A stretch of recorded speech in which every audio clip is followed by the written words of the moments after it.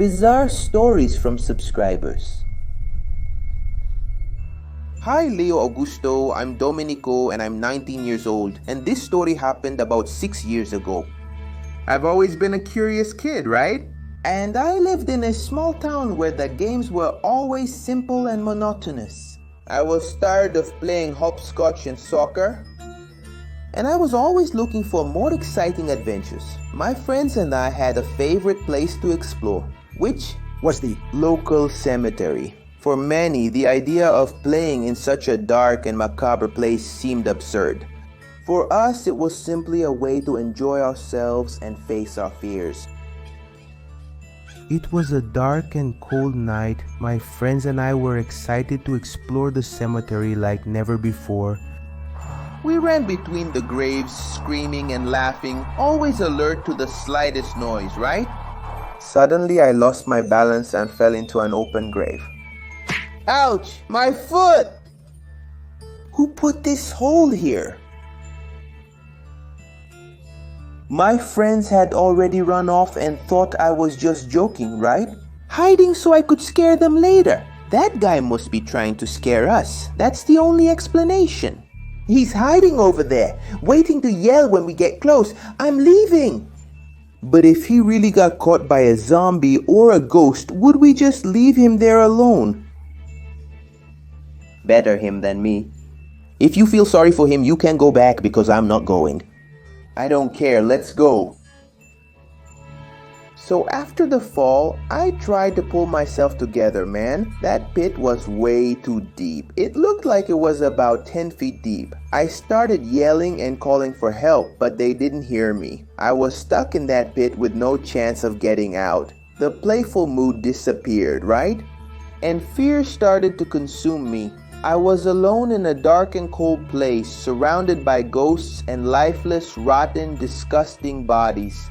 Time seemed to stand still in that place, and I felt colder and more desperate with each passing moment. There was a point when I had already lost hope and just lay there, man. By then, my friends must have already gone back home, so I just stared at the sky. Suddenly, I saw several things flying by, passing quickly, you know? I thought they were birds or bats, but when I focused my eyes, they weren't animals, man, because the moonlight passed right through them. When the day broke, I was still trapped in that grave, so I started to scream with all my strength, begging for help. Maybe someone was around, right? But to the grave digger who was sweeping the cemetery, my screams were just more of the usual ghostly cries that lived there. He ignored my pleas for help and kept on working as if nothing was happening. It was only when he got close to where I was that he realized there was a human down there, right, man? And not a spirit. Hey, kid, what are you doing down there in that grave, boy? Calm down, I'll call for help. My God, these kids only mess things up. He was shocked and terrified. And he ran to get help. I was rescued and taken to the hospital. That day I had twisted my ankle, man, and it was really swollen. But I managed to get back home. Now I had the experience of spending an entire night trapped in a cemetery grave. That's crazy. I never went back to that place again. To play around, man. I get chills just thinking about that night. Even today, when I'm sleeping, I have nightmares about that day, man, and I wake up in a cold sweat. Thank you for reading my story, Leo Augusto. This video is sponsored by the Leo Augusto store. Take a look there. They've got lots of comics for you. Hello, Leo Augusto. My name is Rogerio. I'm 37 years old. And my son asked me to tell a story that happened to me in my childhood. So let's go. I had been at the nuns' school for a few months, and even though it was a peaceful and quiet place, I always had the feeling that something wasn't right. It was as if there was something sinister hidden in the shadows of that place. I always had the feeling of being watched, even when I was alone in the classroom or in other places at school. Then one day I got the only available locker at school to keep my things. I was excited about the idea of having a place just for myself to store my books, notebooks, and so on. But the locker was different from the others. It was located at the very end of the hallway, quite isolated. It seemed older, with a heavy door and a rusty lock. At first, everything seemed normal. I put my things there every day, closed the door, and went to class. But whenever I came back, I would find my locker open with my belongings scattered on the floor. I became more and more disturbed by this, looking for an explanation for what was happening. I asked my classmates if they had seen anything, but they always denied it. Then, after a long time suffering with this situation, I discovered that it was the ghost of a boy who had been erased at the school. I was his target, using the locker that you know what I mean, right? I decided to pray to free that guy's soul. I got pulled inside, man, and the door closed. I tried to open it but couldn't. It felt like I was falling into a gigantic hole. There was no end. What absurd force is this that I'm feeling? I kept praying until I saw the light far away. And then someone pulls me and I'm thrown out. When I looked up, I could see it was a nun, Sister Maria. She took me to the garden and gave me some water to calm me down. It felt like my heart was going to explode from all the adrenaline I released in that situation, man. She explained that 10 years ago, a boy had been deleted right there in that locker. He was trapped by his attackers and ended up being forgotten. Sister Maria explained that the boy's ghost would not rest until someone freed him from the darkness in which he was trapped, right? She believed that I had been chosen for this mission and that I had the ability to free him. I asked why they hadn't done something about it, but she said they already had and thought the matter had been resolved. She taught me what I needed to do and say. So one day after class, when there was no one else around, she went with me and watched from a distance. I spoke words in Latin, man. And out of nowhere, I hear a noise coming from the door with knocking, and then it stopped. After that day, the closet went back to normal. And I stopped feeling that sense of fear. That boy will probably rest in peace now. Hello, Leo. My name is Jessica and I am 26 years old. I am a young doctor who has always had a passion for helping people. Recently, I started working as a volunteer at a hospital during the night, hoping to improve my skills and at the same time help those in need. However, I soon discovered that this hospital had a shady past and strange things happened there. It all started on my first shift. I was alone in the emergency ward working on a patient when I heard footsteps coming from the hallway. I thought it was a nurse passing by, but when I looked at the door, there was no one there. I went over to it to look down the hallway and it was empty.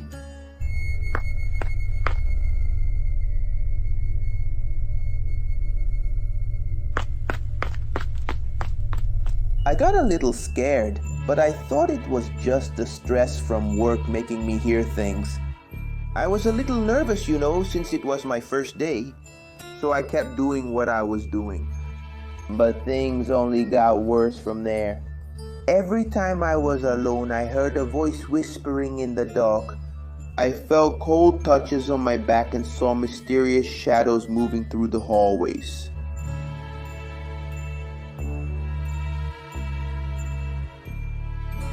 And then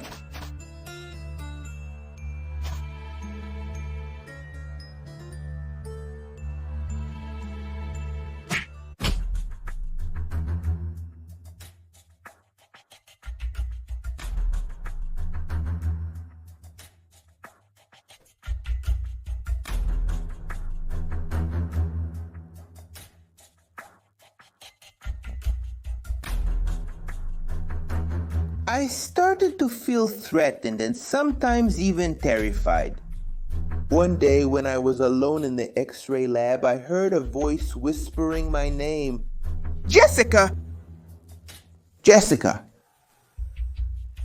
Come to me? I turned around to see where it was coming from, but there was no one in the room. When I looked at the X-ray screen, I saw a sinister image of a skeleton with its hands reaching out toward me. I almost fainted from fear at that moment. I started researching the history of that hospital and found out some bizarre things, Leo. That place had been the scene of a series of cruel and illegal medical experiments, and it was closed for decades. Later, it was reopened by the state. Some patients were subjected to painful treatments and finally passed away without mercy.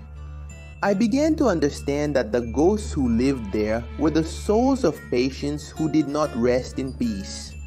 From that moment on, I decided that I couldn't keep working in that place. It was too dangerous and I was constantly under the weight of threats. Besides, I didn't want to be an accomplice to such a dark story, right? So I left the hospital, Leo, and I never went back to that place. But even today, I can still feel the sinister presence of those things whispering in my ear and making me afraid.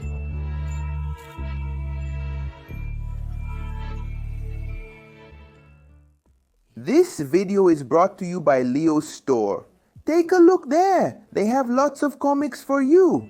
Hello Leo, I'm Michaela and I'm 25 years old. I have a creepy story to share with you. I work as a telemarketing operator, and when I had just started at a company, I was excited to begin working. It was my first job and I was eager to do my best. In the first week, I met my coworkers and I noticed that they seemed kind of unhappy, with a downcast look, but I decided to ignore that and start working. But what I didn't expect was that it would be the scariest week of my life. It all started with a simple sales call. I was talking to customers about our products when suddenly I heard a voice whispering in the background. I thought it was a problem with the phone line. Sometimes it could be interference on the call, right? But the voice seemed to echo in my head. I was terrified, but I decided to ignore it and continue with my calls. The work had to go on and I couldn't stop. But things only go worse from there. Every time I called a client, I heard a different voice whispering. And it was just strange and bizarre stuff, man. I started getting nervous and anxious before every call, knowing that some voice would be there waiting for me. One day during the call, the voice became louder and clearer. It was a female voice, saying horrifying things about me and my family. I had no idea how they had so much detailed information about my life. I almost fainted from fear, Leo. When the call ended, I ran to my boss, right? To tell her what was going on, what had happened there. Unfortunately, she didn't believe a single word I said. She just said it was the stress from work that was making me imagine things. But I said I had only been working for a few days. How could I be stressed? Then she said it could be interference and that a team would check what was happening with the equipment. But I knew it wasn't just my imagination because the voices were real. So while I was waiting for the technician to check things there, I was moved to another session. I told the colleague next to me what was happening to me and I found out something scary. She said that everyone hears those voices, knows about this problem, and that they just ignore it. It's something exhausting for everyone, but after a while, they ended up getting used to it, and she revealed that this happens because the company had reused the power and telephone network from that place, that building, which had been an abandoned psychiatric institution for many years. The system had been reused by the company as a way to save costs, and that the voices are from the souls of the patients who were treated there and ended up dying at some point. They used the network to communicate with the people who work there. I knew I couldn't keep working there because my mental and emotional health were at risk. So I left the company and even moved to another city to start a new life far from that haunted place. But sometimes I still hear the voices whispering in my dreams, and I remember that frightening time in my life. Hello Leo, my name is Jorge, and the story I'm going to tell happened 2 years ago. I have a friend named Lucas. We were inseparable since childhood and always played together. we like to explore abandoned and mysterious places, and in our neighborhood, there was no shortage of that kind of thing. It was built in the middle of a cemetery, so there were always reports of scary things.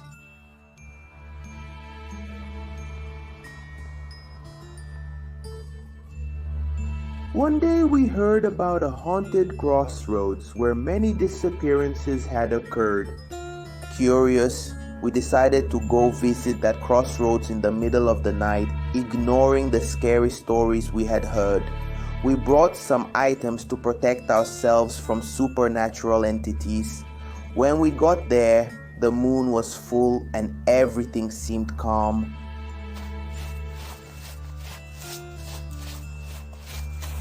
Suddenly, the streetlights started to flicker. Clouds covered the sky.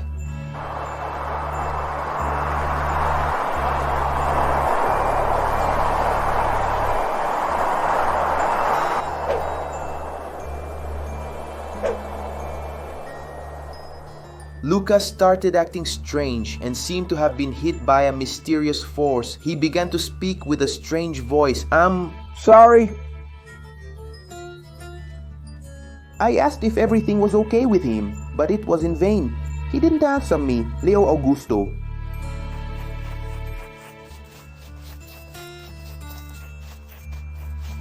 It seemed like I was speaking in an unknown language. When we returned to the city, he had changed completely. He became aggressive. And when we returned home, that's when I saw how serious the situation was. He started attacking people until he saw a shadow coming out of him and going back inside. But I couldn't find a logical explanation for that. That's when I remembered he wasn't wearing the crucifix around his neck like I was. That was probably an opening for a demonic possession. Maybe he was possessed by an evil spirit at the crossroads, man. When those streetlights flickered, right? I needed to do something to help my best friend get out of this bizarre situation. So I decided to go back to the crossroads to look for information about the enemy. There could be some clue about how to fight this evil. This evil spirit can't stay in him for too long. To my surprise, when I got there, Lucas was waiting for me with an evil smile on his face. Totally dark, man. He attacked me with punches and kicks. His movements were fast. And I ended up taking a punch to the face and falling down.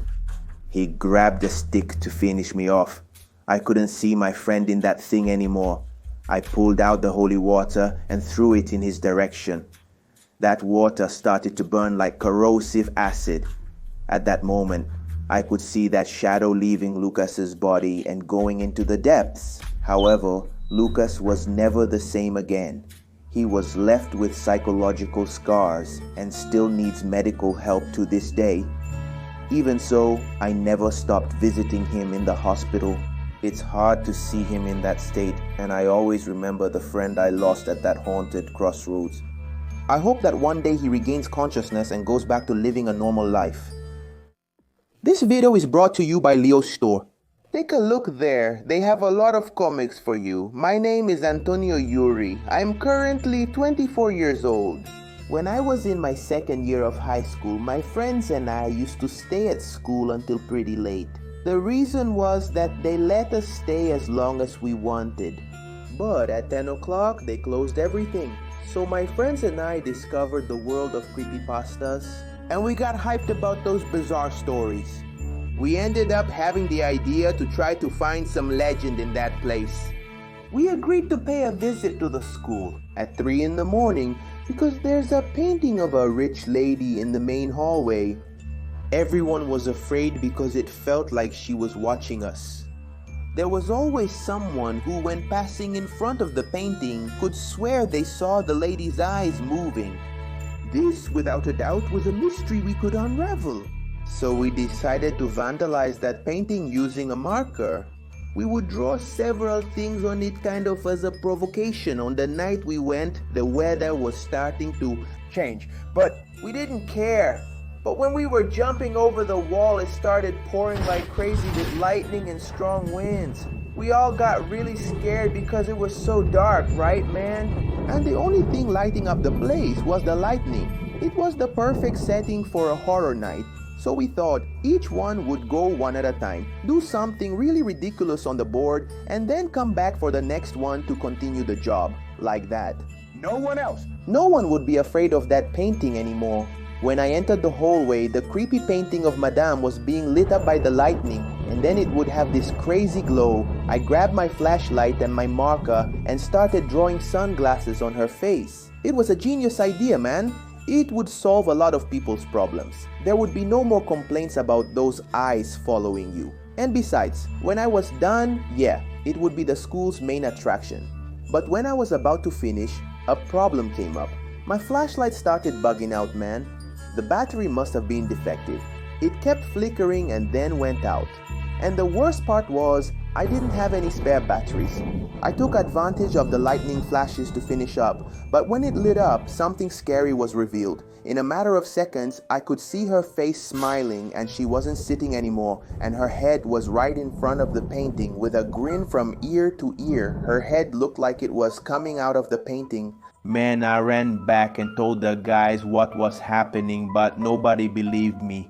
So they went there to check it out. I just remember seeing them running back, crying desperately, man. We went back to our house that day, totally freaked out.